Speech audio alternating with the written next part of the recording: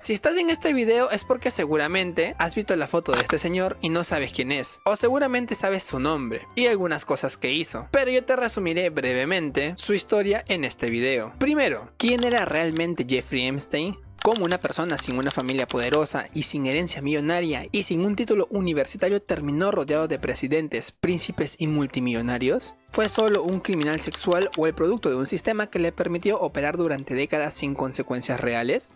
Estas son algunas de las preguntas que trataré de responderte a lo largo del video. Jeffrey nació en 1953 en Brooklyn, Nueva York, en una familia judía de clase media. Su padre trabajaba para el gobierno y su madre era ama de casa. No creció en pobreza extrema ni en riqueza. Tampoco existen registros públicos que indiquen que haya sufrido abusos graves o una infancia traumática, así que se puede deducir que su niñez fue relativamente estable. Jeffrey destacó desde pequeño por su inteligencia, especialmente en matemáticas y por una personalidad reservada. No era carismático ni popular, pero sí muy observador. Miraba, analizaba, aprendía y replicaba.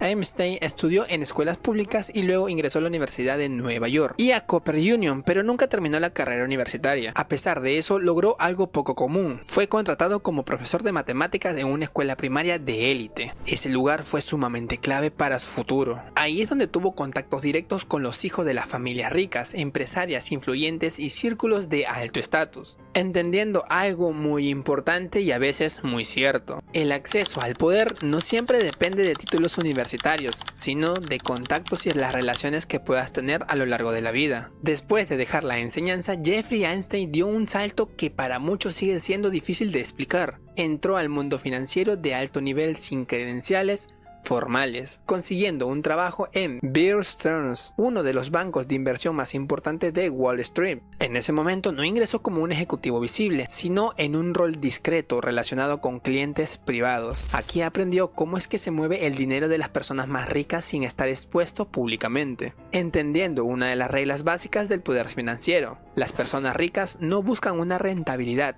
buscan discreción, lealtad y silencio. En un inicio no era un vendedor agresivo ni una persona llamativa, sino totalmente todo lo contrario. Hablaba poco, escuchaba mucho y hacía sentir a sus interlocutores importantes e inteligentes. Esto de una u otra manera generaba confianza en la otra persona. Cuando dejó este trabajo comenzó a operar de manera independiente, con clientes muy poderosos. Epstein se presentaba como asesor financiero, intermediario, solucionador de problemas complejos y gestor de patrimonios privados. Muchas personas no sabían exactamente qué es lo que hacía, pero sí sabían algo. Epstein tenía acceso a información sensible y a personas muy influyentes. Socialmente empezó a construir una red muy calculada, asistía a eventos exclusivos, organizaba reuniones privadas y mezclaba mundos que normalmente no se cruzaban. Por ejemplo, políticos con empresarios, académicos y celebridades. En estos espacios, Epstein no buscaba protagonismo. Su valor era ser el conector que él presentaba a una persona con otra, el que te podía abrir las puertas a más. Con el tiempo su nombre empezó a circular como alguien útil, alguien que resolvía problemas, alguien que conectaba intereses y sobre todo alguien que sabía guardar secretos. Este desarrollo social y laboral fue clave para lo que vendría después.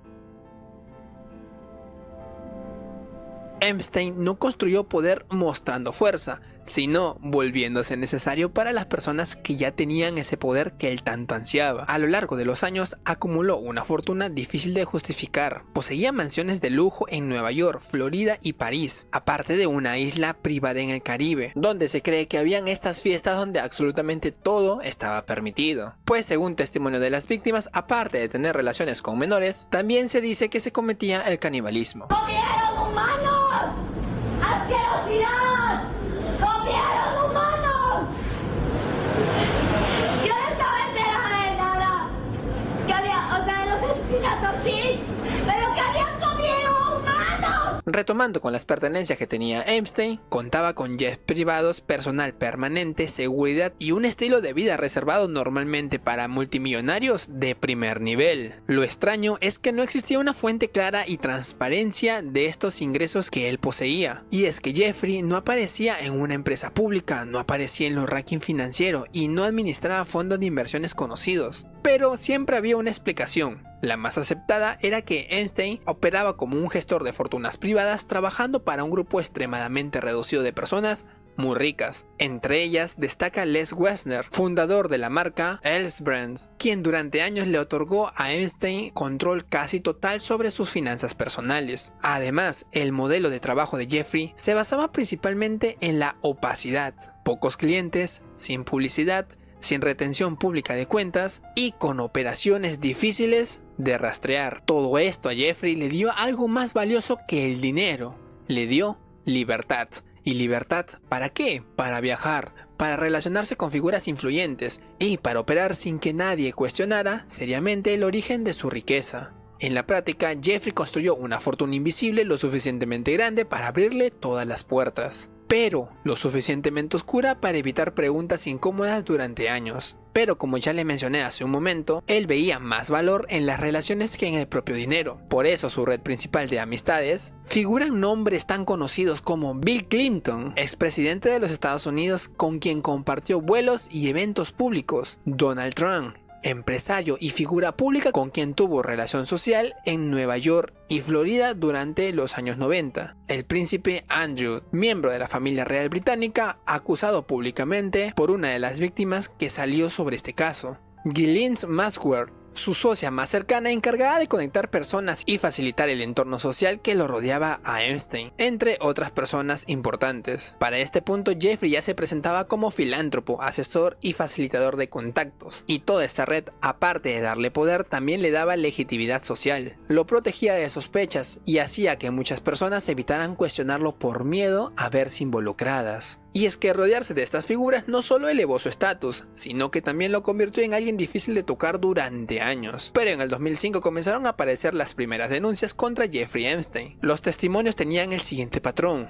víctimas jóvenes, reclutamiento bajo promesas falsas y un entorno cuidadosamente controlado. A pesar de la gravedad de las acusaciones y el número de testimonios, el caso tomó un rumbo inesperado. En 2008, Epstein llegó a un acuerdo judicial con la fiscalía que evitó cargos federales más graves. El resultado fue una condena leve en comparación con los delitos denunciados. Por ello cumplió una pena corta con privilegios poco comunes, incluyendo permisos especiales que le permitían salir durante el día. Este contrato generó una fuerte controversia y la sensación de que su poder y conexiones habían influido en el proceso. Después de cumplir su condena entre el 2009 y 2010, Jeffrey recuperó gran parte de su libertad, retomando sus viajes internacionales y continuando relacionándose con figuras poderosas como si el caso no hubiera tenido consecuencias reales. Para muchas víctimas, el acuerdo del 2008 al 2009 representó una negación de la justicia para la opinión pública. Esto se convirtió en una señal clara de que no todas las personas enfrentan la misma consecuencia ante la ley, marcando un punto clave en la historia del caso, ya que demostró que Epstein no solo tenía dinero, sino también protección suficiente para sobrevivir a un escándalo criminal grave. Y no solo eso, sino que después de salir, seguir operando durante años, manteniéndose en segundo plano. Sin embargo, en el 2009 la situación cambió totalmente. Nuevas investigaciones federales retomaron el caso,